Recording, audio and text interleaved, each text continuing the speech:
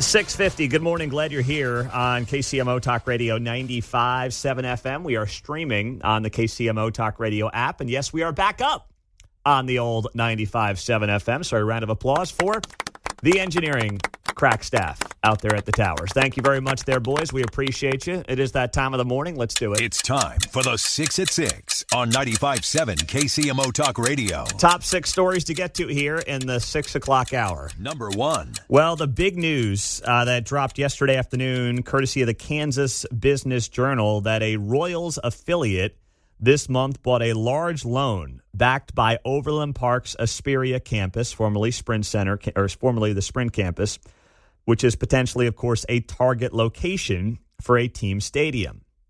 Property owner Occidental Management, Inc. told investors the transaction happened without its knowledge or support, potentially teeing up complications for future stadium plans. The Royals, in a statement, said that they continue to explore all options for a new stadium in the community.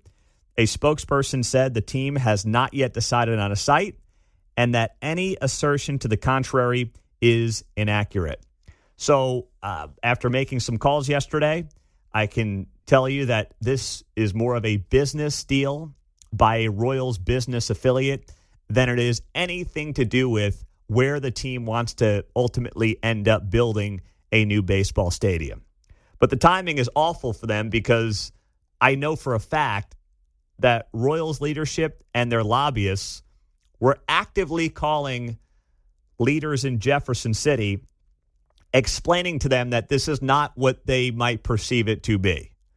Missouri has the special session on the stadium issue for the Chiefs and the Royals coming up starting on Monday, and they wanted to get the message out loud and clear that this is not in any way about them trying to go behind Missouri's back because they're ultimately going to end up in Kansas.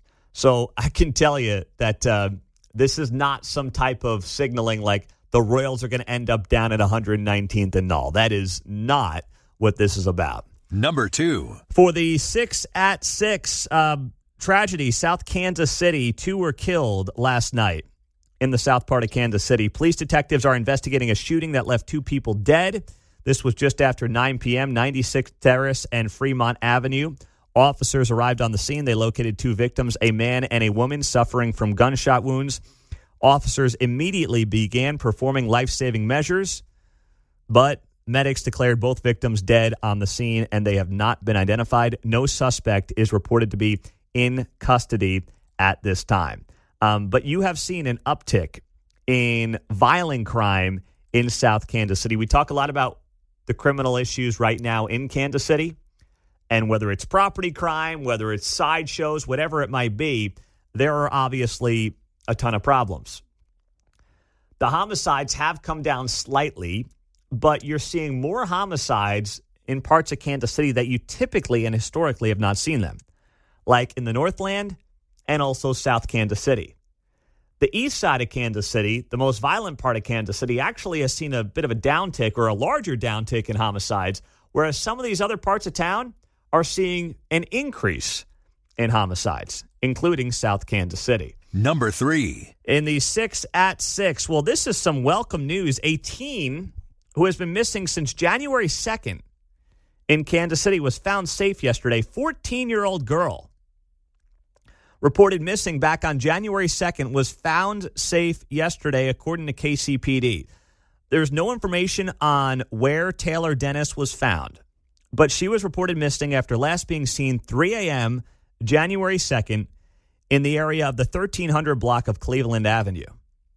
And she was found yesterday and reported safe. We don't have really any details as to where she was found and what kind of condition or anything like that. But we do know after nearly 6 months of being missing, she has been found safe. So that is welcome news. Number 4. Well, market futures rallied ahead of the open this morning after a federal trade court struck down President Trump's sweeping tariffs. Wall Street Journal reporting here, the S&P futures rose about 1%, and tech stocks got an extra boost from NVIDIA's earnings that beat expectations last night, which showed the chip maker's sales continuing to boom despite it being shut out of China. The court's ruling late last night, blocking one of the administration's most audacious assertions of executive power, this is from the Wall Street Journal, voids many of the levies that sparked a global trade war and roiled the world economy. The Trump administration plans to appeal. The order also blows a hole in the trade talks underway with more than a dozen nations and throws into question recent agreements with the UK and China. Now, this doesn't cover all of the administration's tariffs. Duties on products such as steel and aluminum and levies planned on industries like lumber and semiconductors are justified under a different law. But the market's liking what the courts did last night, and there has been a slight uptick in the futures ahead of the opening bell at 8:30 this morning. Number 5. Well, I'll just throw this in there. I saw this and I was like, man, can't even fathom it. Justin Bieber's wife has sold her cosmetics company for $1 billion. She built this brand, ELF Beauty, in 3 years into a $1 billion brand. ELF Beauty agreed to pay equity holders $800 million at closing, including $600 million in cash, $200 million in new shares, and depending on the brand's growth over the next 3 years, ELF could pay as much as $200 million more. So 3 years, build up a beauty brand, pocket blushes, lip tints, things like that. Part of Mark's morning makeup routine when he sits on the other side of the glass. And now you've got a $1 billion sale on your hands if you are Hailey Bieber, the wife of Justin Bieber.